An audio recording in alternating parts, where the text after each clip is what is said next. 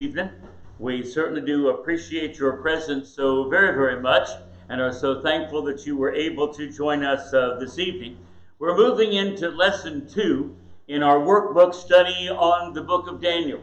And we have books in the back if any of you have not yet picked up your copy.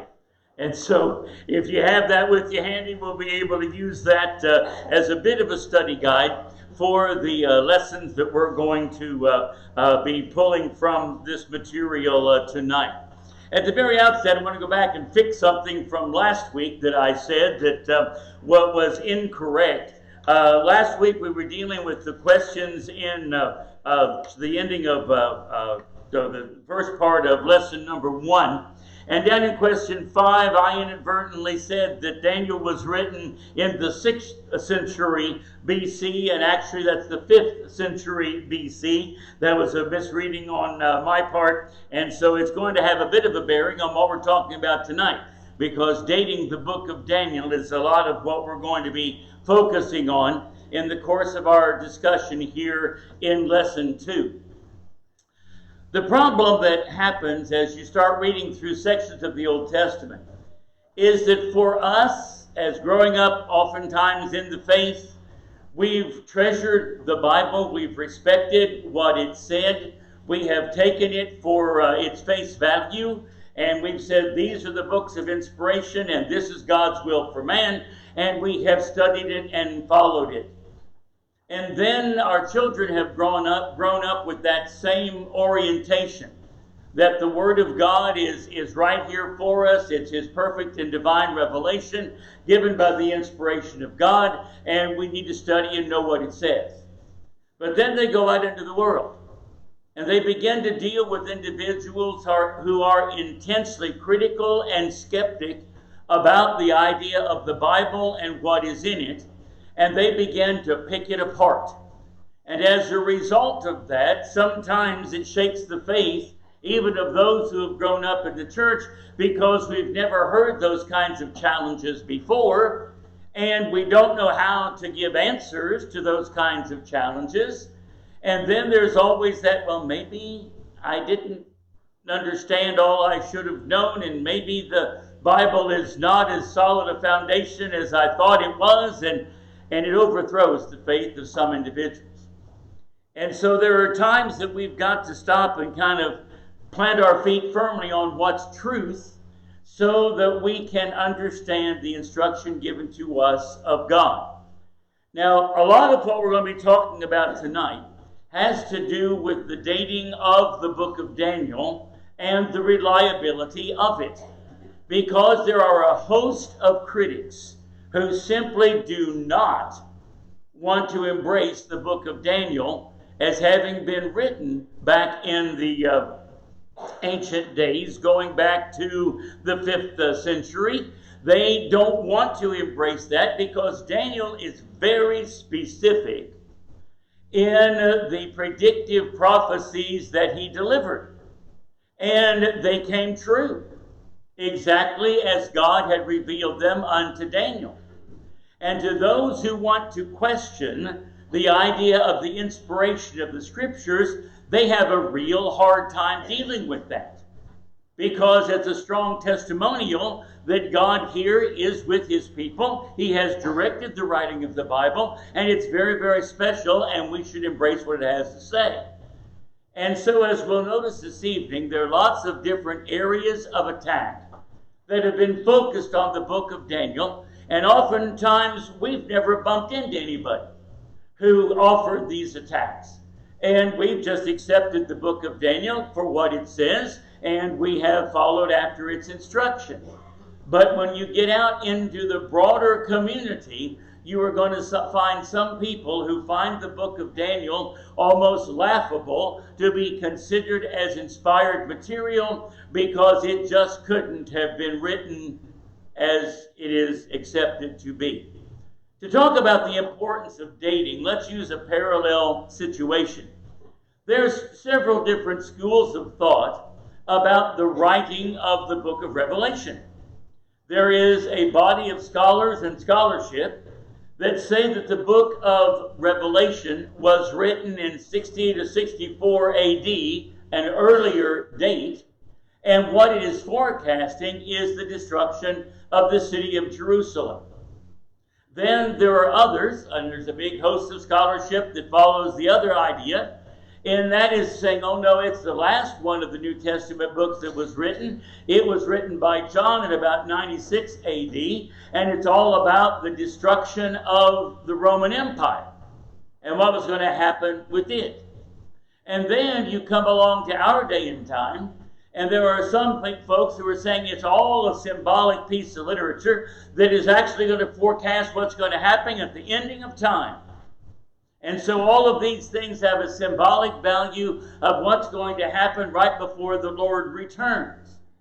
And so in looking at the date in which it was written, it might kind of tint the way in which you want to apply some of the verses.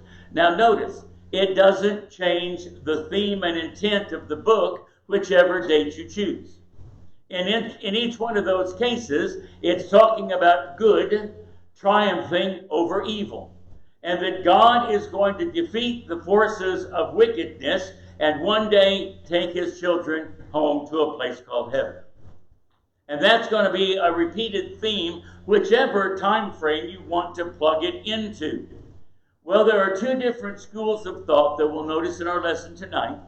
There are some who see this book written in ancient days when Daniel was a servant in the court of King Nebuchadnezzar and became a government official and wrote during the days of the Babylonian Empire and then the early days of the Medo-Persian Empire and right on through. And then there are others who say, no, it really just was written about 200 years before Jesus. And it's all talking about things that the Maccabees were going to try to do to establish a kingdom that was going to be, superior, and also the oppositions that grew up to that.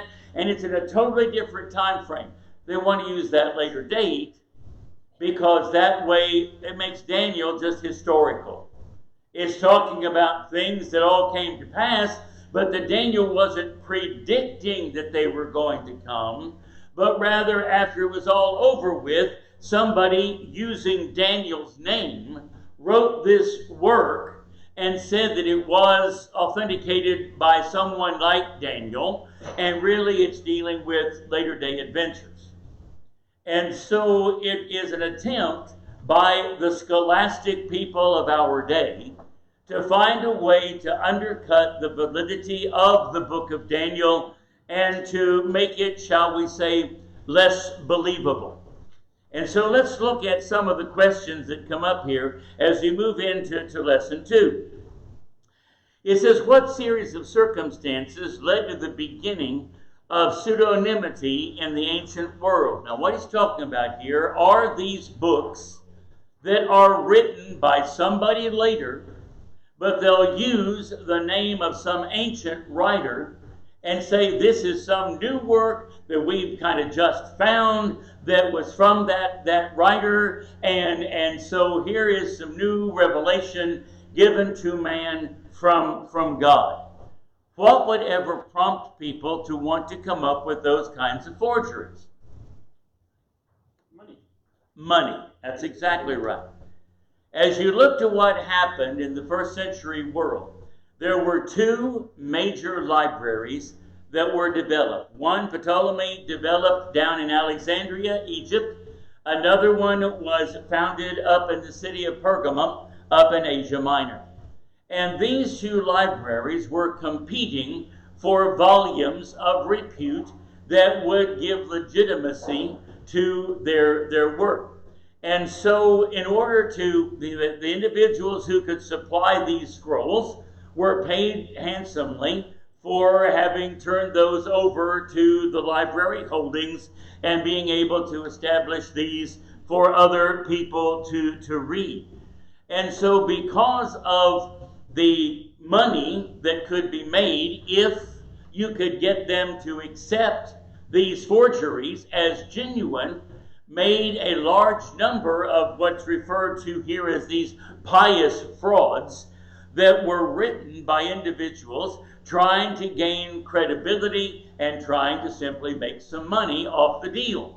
That's why even today, every now and then there'll be some discovery made, and now we've got the Gospel according to Judas, or we've got some other off-the-wall volume, and it at first reads like it could be something of legitimacy, until upon closer examination we find it contradicting other passages of known Scripture, and we begin to realize that it is truly a forgery and not a legitimate source of inspired material. So that's what was going on in the ancient world. Now in question 2, it says, is there any real evidence that writing under an assumed name was ever an accepted practice in the period of biblical writings? And no, it was never looked at as forgeries being acceptable and held on par with those things that were commonly known to have been written by inspired writers.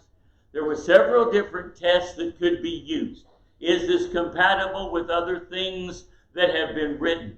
Is this something that was commonly embraced by the people of that day and has been circulated and always held in repute and been preserved as something given by the inspiration of God? And there are several other tests that could be applied to see whether a document really was in line with the inspired Word of God or not. And it says, does evidence exist that suggests it was unacceptable and considered illegitimate and an immoral activity?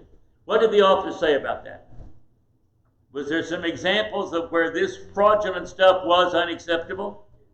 Yes, there are some examples of that. They came up with some forged copies and revisions of Homer's Iliad, and also the oracles of Eutychus was found to be a concoction or a pious fraud.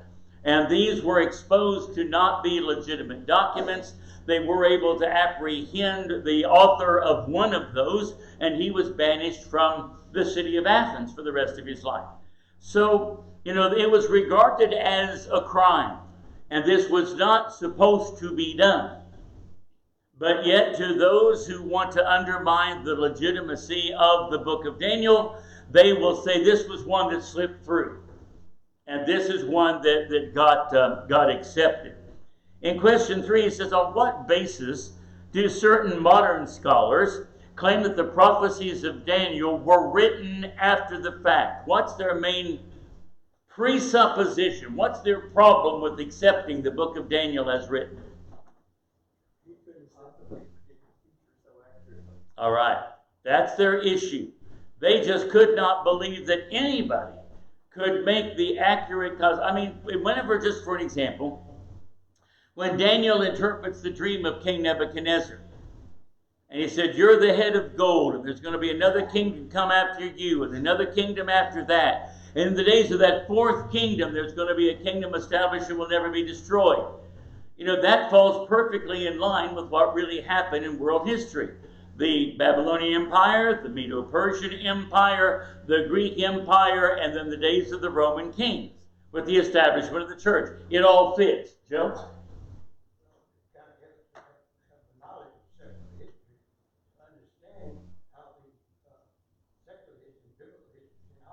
That's right. As we understand these historical events and lay them down beside the Bible, we find it is a very powerful source to validate what the Bible writers were saying. Because they said certain empires existed, and we found them. Certain cities existed, and many of them we have been able to excavate. For years, they didn't believe that any of the Bible references to the Hittite Empire were legitimate, that there was never a Hittite empire. And then eventually, lo and behold, archaeologists began to do some excavation that did validate the existence of an empire that was talked about in the Bible, but secular history still had a hole there and had not understood that it actually was a reality until they had the archaeological evidence to prove it.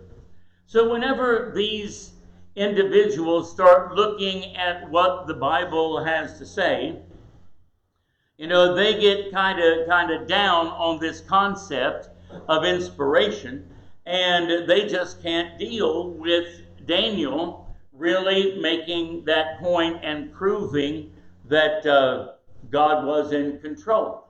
So they make some assertions, and they just look at anything that they can find to try and prove their case. In question 4, it says, how does the high moral stance of the biblical writers enter into the question of whether prophecy was written after the fact or not? What you have happen, how does the high moral stance of the biblical writers enter into this question? Well, whenever you start looking at these other writers, whether you're looking at something that Moses wrote, whether you're looking at something that Joshua was responsible for, whatever else you want to go to, these other writers are highly regarded, and their works were copied and preserved. The Jewish nation preserved its writings and was able to point authoritatively to the fact, we've had these, we know these are to be legitimate, and so this is something that we can accept. Now, the same can be done with the book of Daniel. Whenever they found the Dead Sea Scrolls, they found that here's copies of the book of Daniel. Something that was being copied, reproduced, was held in high esteem, and of course those who had authored the Bible and put those books together had known that all the way along. There is no scriptural inferences against the book of Daniel at all. In the New Testament, there's a couple of passages where they said the writings of Paul, some people would wrest or twist to their own destruction. There were other things that were sometimes said about individuals who would want to be critical of something that was written by inspiration. But there's nothing that really casts a shadow over the book of Daniel at all. It says, if a writer on the one hand condemns falsification and lying as sin, and then misrepresents the actual circumstances of his writing, can the product of his literary efforts be trusted? In other words, if this guy's crooked and he says it's all okay, could you believe him? David?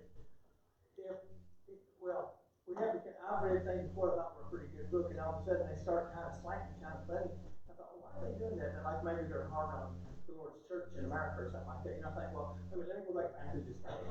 And come to find out, he's anti, and so I didn't realize that when I started reading the book. But now that I know that, I can read it. He's got some, some reasonable things, but I know that he's got a bias and prejudice in there. But with these critics, if they can get people to believe that there's something wrong with Daniel didn't really write it, it just gets worked out later, well, then it throws credibility or disrepute, I guess, on anything he wrote, as far as, did God really save Daniel from the lion? Did God really save them from the fiery furnace? And as far as the whole Bible, if the whole Bible is in question, if a biased and prejudiced person who really just does not respect God, if they can disparage the Bible, well then, was Jesus really the Son? Did he really die?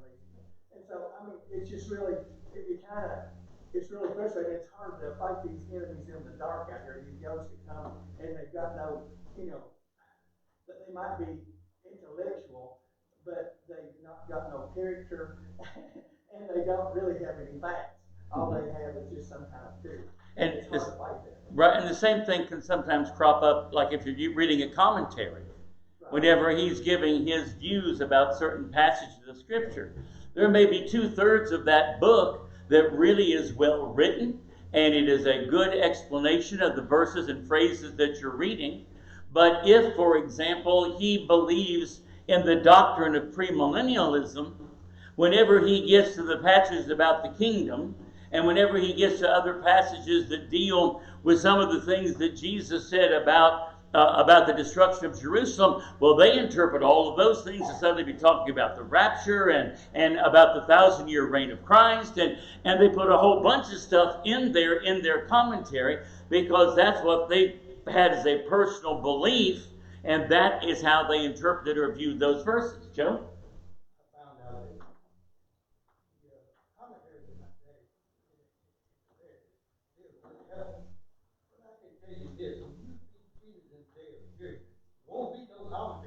That's right. We're not going to be judged by the commentaries. We're going to be judged by what was actually written in the pages of his book. And so these critics, like I said, these are not discussions that we normally have in our Bible classes and talk about some of these challenges and is this really accepted as divine literature or whatever. We generally are very quick to embrace the truth of the matter and take it for what it says. But the fact is that whenever we get out of these walls and get to dealing with certain branches of the educational system, you're going to find devout critics who will do everything that they can to tear down the faith of Christian young people. They kind of set that as a bit of a goal. And as a result of that, they're wanting to say, now see, how can you actually believe that God saved a man from a den of hungry lions? That's just a myth. That's just a made-up story. You can't prove that ever happened. Well, you can't disprove it either because you weren't there.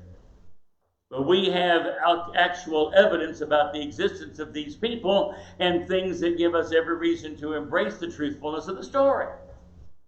And so whenever we start digging a little deeper, we're able to expose some of this, what I call circular reasoning here. It's the idea of saying, forgeries are wrong and that should never be, embraced. And but then they turn right around and say, that's what Daniel is. And because I think, and whenever you start digging down for the actual proof of the matter, the proof is not there to be found. In question 5, why is the Dead Sea Scroll evidence considered important in refuting the claim that Daniel was a prophet of the 2nd century and its prophecies were penned after the events which they appear to predict? The Dead Sea Scrolls were, a great illumination for people in that here was a set of scrolls that were found in, I believe, 1948. And it was like a whole fresh look at these ancient scrolls and manuscripts that we had embraced and were in museums all over the world in the years prior to that. And here is a whole set of scrolls that say the same things. The copies are the same. And so it only validated the material that was there. The Dead Sea Scrolls included copies of ancient accepted works, including Daniel. Now,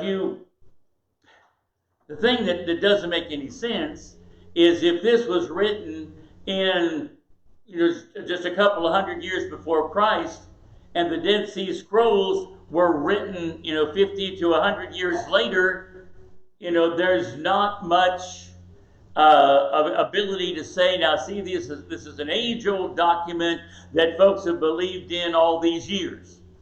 If you take that late date and say that he just wrote this after all of those things were done. And so it all begins to fall apart rather quickly. In question 6, is the date of the closing of the canon of the Old Testament enter into the resolution of issues regarding the date and origin of the book of Daniel?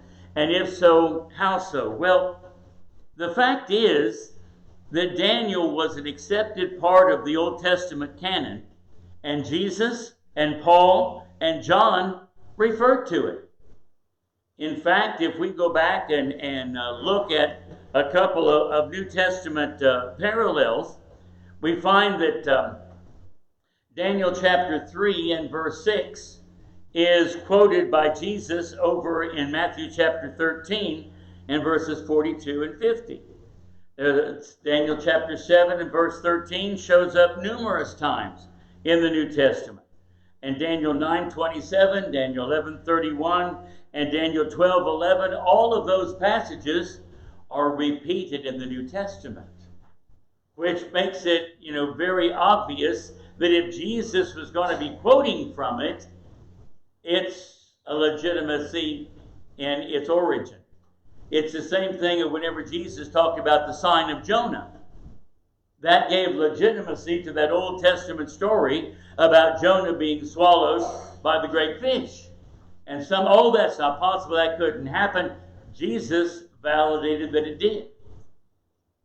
And so it helps us to understand with certainty that that is something that we can return to.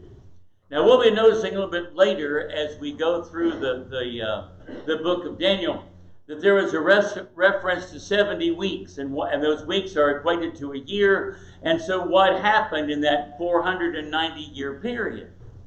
And there's absolutely no way that you can fit that in if this book was written in the 2nd century. It says, how does our own particular view of the 490 years mentioned in Daniel 9, verses 24 through 27, enter into the discussion of the date of the book? Over in Daniel chapter 9, and going down to verse 24, it said, 70 weeks are determined upon thy people and upon the holy city, to finish the transgression and to make an end of sins and to make reconciliation for iniquity and to bring in everlasting righteousness and to seal up the vision and prophecy and to anoint the most holy. Know therefore and understand that from the going forth of the commandment to restore and to rebuild Jerusalem unto the Messiah, the Prince, shall be 7 weeks and 62 weeks. And the streets shall be built again, and the wall even in troublesome times.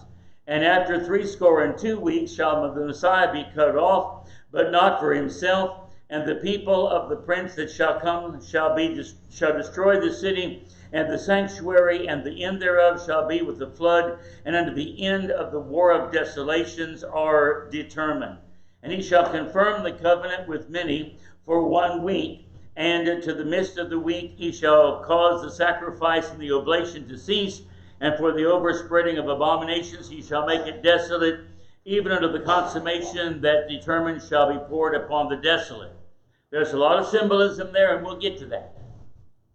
But all of the events that he alludes to here in that 70 weeks can't be done if you take the later date of the writing. Question 8, how is the absence of Daniel's name from the list of ancient worthies in the apocryphal book Ecclesiasticus treated by some negative critics? Well, what happens is the negative critic says, oh, Daniel's not mentioned in that list, so Daniel's work must not have existed. Well, there's a lot of other outstanding Old Testament characters that weren't mentioned in that list either. But what they want to do is say, because Daniel is not mentioned there, then obviously Daniel's book was not yet written. And that's not at all going to follow. In question 9, what is the conclusion drawn by some thinkers relative to the fact that Daniel was assigned to the category of the writings rather than the prophets in the catalog of Old Testament books? And here again, they're straining for some sort of evidence. Some people put it in this category instead of this other category. Well, the Hebrews put it in a writing in a section called Outstanding Writings, but the Greeks put it over in the Old Testament under prophecy whenever the Greek version of the Old Testament was penned. So it balances with each other.